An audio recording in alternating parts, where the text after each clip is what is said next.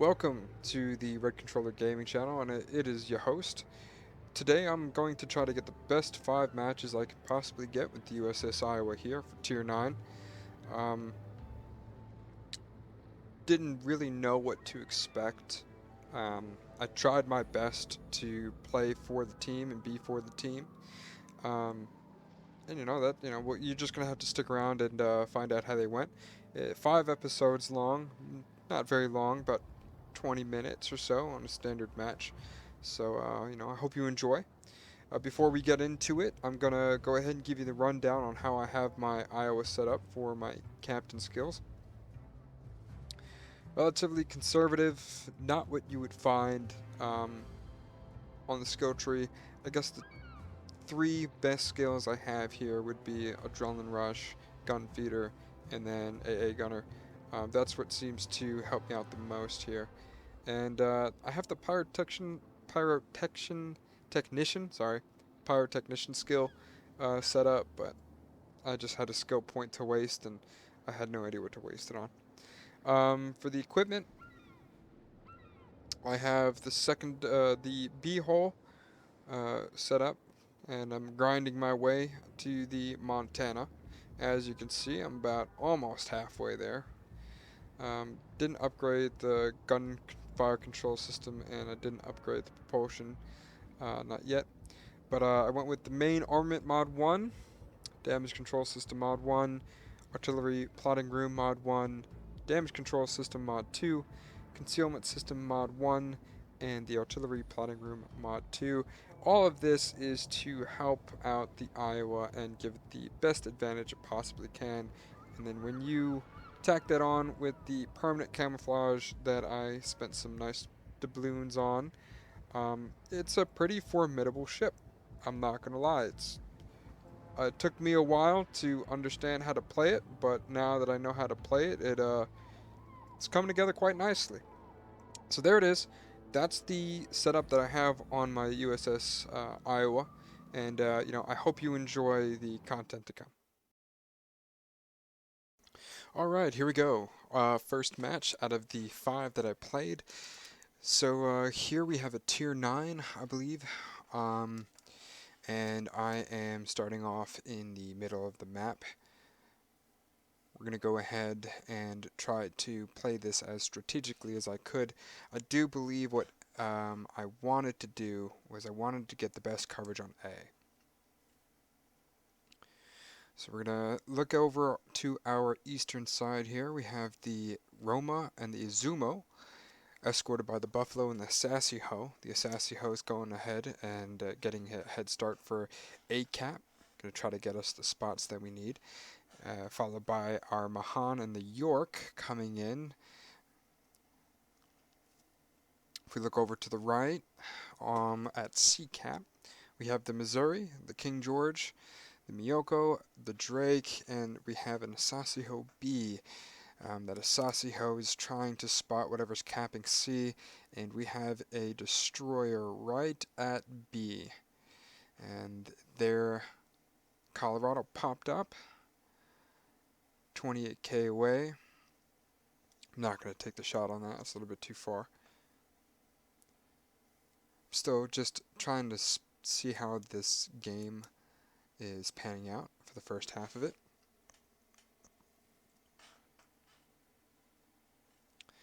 Okay, so I decided that I was going to go ahead and go to A. Now it's important here to understand when you are playing the Iowa, or at least what I have kind of developed as my playstyle, is that I like to play this as more of a flanker and a blocker. I have yet to perfect the pusher, or the aggressive gameplay with the Iowa. I'm used to rushing headfirst in with the Colorado and having it work out for me, but the Iowa is not the case. You have to take it very slow and you have to be very methodical. Okay, so I decide that the team over at C is going to have to be the defensive side here, and I'm going to go help out the Zumo and the Roma because their Pommern showed up with their Lion in the back. Making our way around this island here. We're going to try to get ourselves in the best position possible. Okay, we made it around the island, following in our York. I'm sorry for the lack of audio here. Didn't realize that I had my computer muted, and within a minute or two, I should realize this, and I'll unmute my audio. Okay, so let's take a look at the map so far. I'm pushing A cap. I'm gonna try to push this Palmer in here. He is about to come around this corner and show me broadside, or at least some of his broadside. Take a shot at it.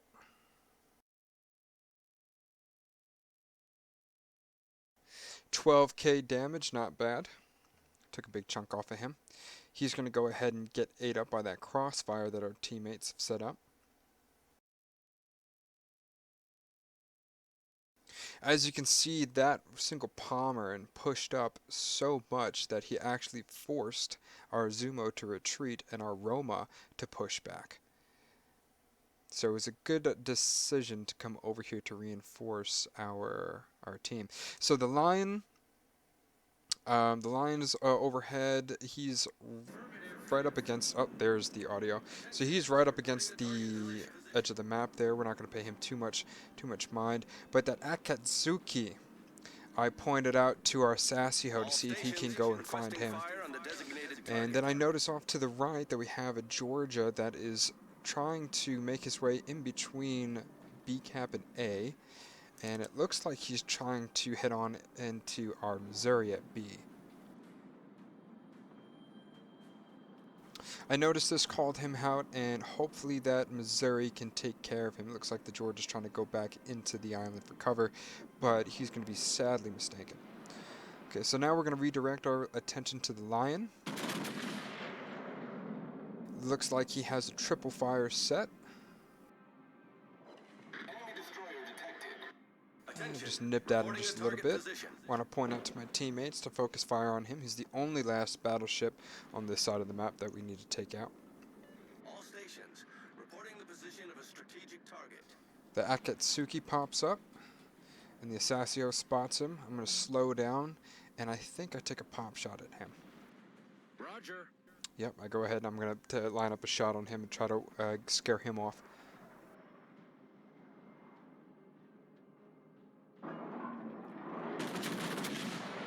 Took a shot in the dark with HE loaded. Alright, now I'm going to switch back to AP.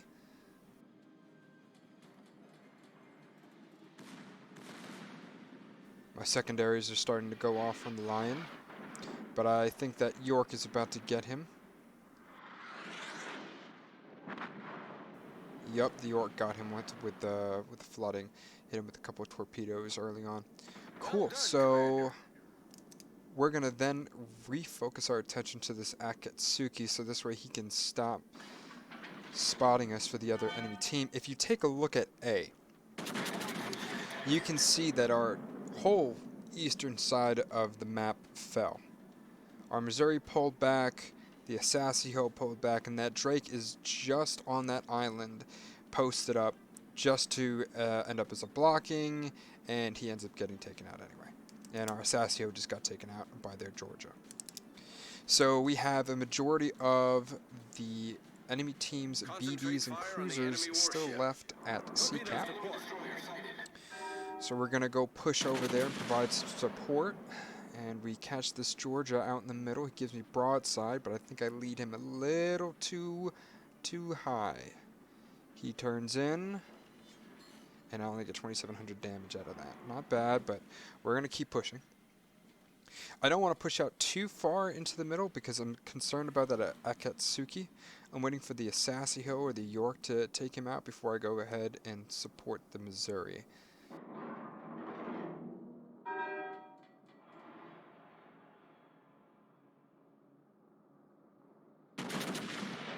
Okay, take a shot at the Georgia here. Aimed right at the tip of his bow, and the shells landed just short and to the right. Looks like he's about to turn out and show me some broadside. The Azumo's coming. Oh, and the Missouri gets a nice shot on that Georgia. Good job. Okay, so what do we have left? Looks like we have the Constellation over there. We have the Colorado still up. And their Benson is still alive. Their Rune is still at the back of the pack. I need your support. I want the Assassio to take out that Akatsuki because I don't want him sneaking up on me and throwing a couple torps my way as I pass through the middle of the map.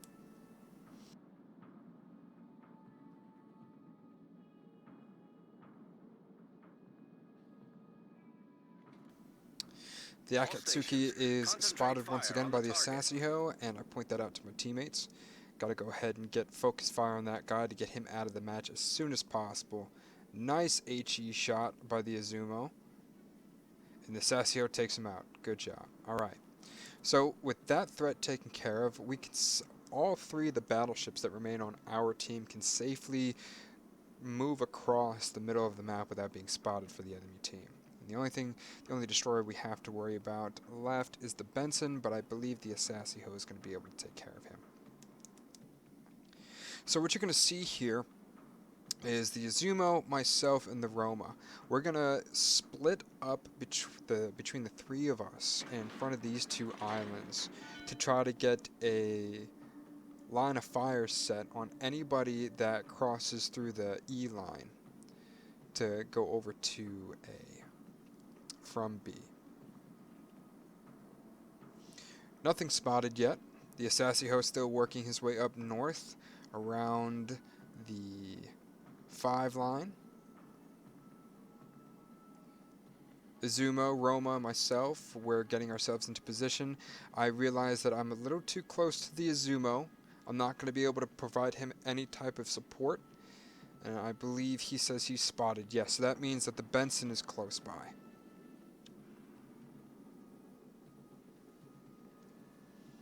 And I believe that's the Benson throwing in shells at the Izumo right now. Constellation gives me a great broadside shot, but I aimed a little too low. He goes ahead and he turns out. All my shells fall short. And then I'm detected by that Benson. So I'm very cautious. I'll give myself a minute here to see where the other ships are at. That Rune is just not moving. Very, very slow. Aiming at the front of his ship. And as I should have realized that he was going to speed up and he was just baiting a shot. So, of course, I track my shots and they all fall short. One nicked him for 1,350 damage.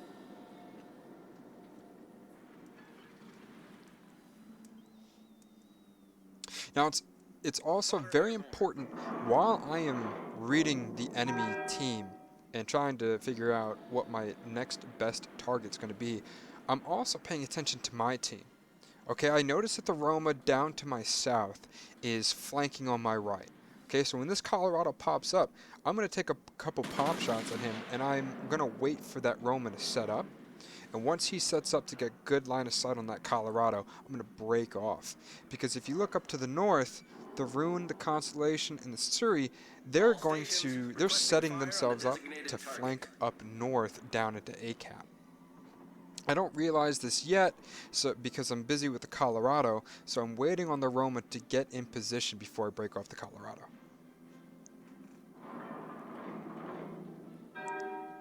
So to help distract the enemy team, now I see this happening. I see them flanking from the north to go into ACAP. I asked our Assassio to see if he can go ahead and step into B and cap B and bring them back down. Okay, some shots out on the Colorado, 8k damage, and now the Roma has line of sight on the Colorado. He's angled to the Roma, so the Roma is shooting HE at him, which is a good call. I start backing up because I notice that the Rune is pushing in on our Izumo and our York. So I got a couple more shots off on this Colorado to wither him down to get him back behind this island. because I don't want to deal with him. Got 9k damage on him, not bad. So he's down to about almost a quarter health. And I realize that now the Rune is pushing hard and is about to flank the Izumo. And the Constellation is following not too closely behind him. I haven't spotted the Benson yet. I don't know where the Benson's at. Last time I checked, it was in C, so I was like, okay, I'm going to break off here. The Benson's nowhere near me and this Rune, so I'm going to stop this Rune from pushing. The Roma and the Izumo are already pushing, or excuse me, the Roma's already pushing, and the Izumo is staying in the center between A and B to provide cover for the York and the Sasio. The Surrey is kiting for whatever reason. I have no idea why he's kiting. Sasio and the York, they go ahead and cap B. And that brings us just a little bit closer to their score. Not detected yet. That Roma is still going to town on that Colorado. I hear him. And the Benson spotted. So the Sasio and the Benson are going to go at it. Zumo points him out. This Rune makes a fatal mistake and comes around the corner and realizes that, puts the brakes on. My shells fall short. All stations, reporting the position of a strategic target. And I'm going to push on the Rune. I'm not going to push too hard because I don't want him to blow past me.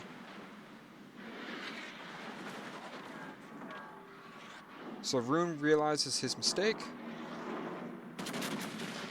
I aim at his rearmost turret. 11,000 damage right there.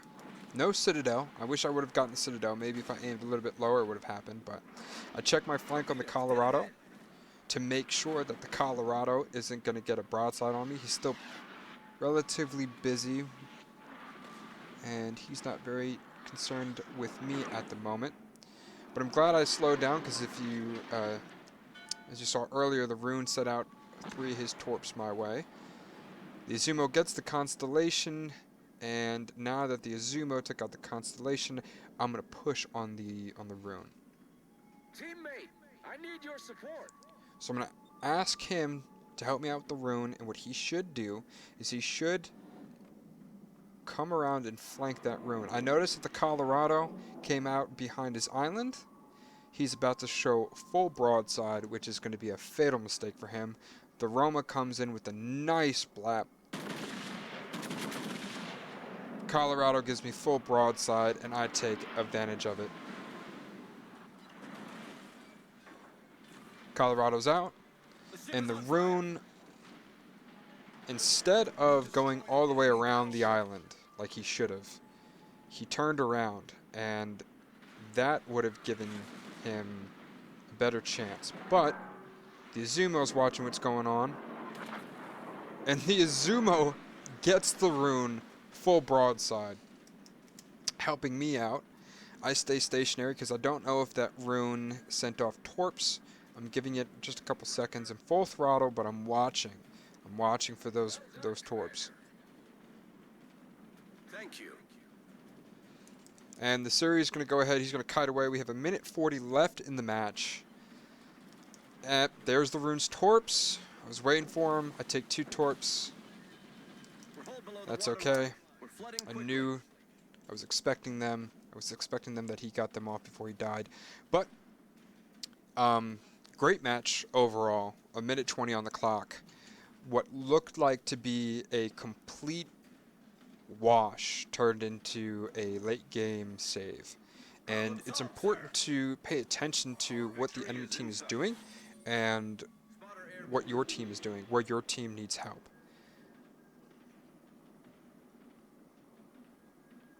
And the series just going to keep kiting away. I don't even think that I take a pop shot at him until I realize he's giving me something to shoot at. I'm looking at the clock timer at this point, 47 seconds left on the clock. I'm really not even going to take a pop shot at the guy. I might. Yeah, nope. Game ends. Beautiful. Beautiful match. Only did 72,000 damage. Wasn't the highest on the leaderboard, but I did contribute the most in the tactical gameplay of that match, which helped win the game for my team.